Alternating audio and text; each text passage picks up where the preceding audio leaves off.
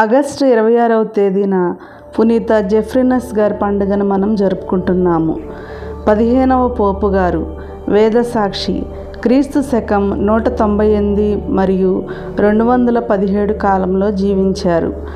పునీత 1వ విక్టర్ 14వ పోపు గారిగా పనిచేసి మరణించిన పిమ్మట 15వ పోపుగా క్రీస్తు శకం 198లో పునీత జెఫ్రీనస్ గారు శ్రీసభ సింహాసనాధిపతులయ్యారు. పునీత యూసేబియస్ గారి నివేదికలను బట్టి వీరు 18 సంవత్సరములు శ్రీసభను దిగ్విజయంగా పరిపాలించారు. జగద్గురువుల గ్రంథరాజం వివరణ ప్రకారం పునీత జెఫ్రీనస్ గారు శ్రీసభను ఏలుతున్న కాలంలోనే సెప్తిమియస్ సవేరస్ చక్రవర్తి క్రైస్తవుల్ని పలు హింసలకు గురిచేసి క్రైస్తవ వ్యతిరేక శాసనాలు చేశాడని తెలుస్తుంది. ఆ సమయంలో పోపు గారు తమ ప్రధాన సలహాదారుగా ఆర్చిడీకన్ పునీత కల్లిస్తా గారిని ఏర్పరచుకున్నారు. వీరికి రోము నగరంలో శ్రీసభ సమాధుల వాటికనుకు నిర్వహణకర్తగా నియమించారు. శ్రీసభను సమర్థవంతంగా నడిపించారు. అయితే ఆ రోజుల్లో మరో పోటీ పోపు హిప్పోలిటస్ అవతరించారు.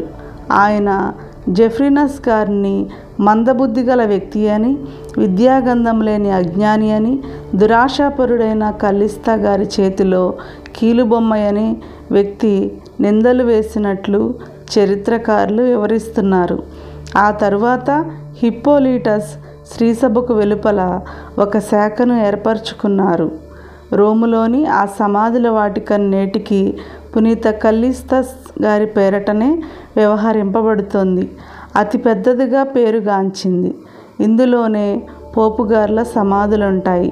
అయితే పునీత జెఫ్రీనా గారి హయాములో కూడా శ్రీసభ సిద్ధాంతానికి వ్యతిరేకంగా విజృంభించిన మొనార్కియన్లు, పవిత్రత్వమును నమ్మనివారు, మోంటనిస్టులు, యేసులో దైవత్వమే గాని నర స్వభావముకు ప్రాధాన్యత లేదనే వారును బహిష్కరించి శ్రీసభను వారి బారి నుండి సంరక్షింప గట్టి చర్యలు తీసుకున్నారు.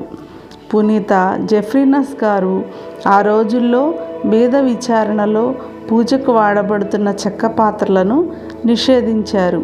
గాజు లేక లోహపు పాత్ర వినియోగించాలని నిర్దేశించారు. ఈస్టర్ పండుగ రోజును క్రైస్తవ విశ్వాసులందరూ సంపూర్ణ సంసిద్ధులై తప్పక దివ్య సత్ప్రసాదం స్వీకరించాల్సిన అప్పు పండగగా శాసించారు. వారు వేదసాక్షి మరణం పొంది ఉంటారని క్రీస్తు శకం 217 డిసెంబర్ 20వ తేదీన పరమపదించారని చెప్పబడింది. జెఫ్రీ అంటే దేవుడే శాంతి అని అర్థం.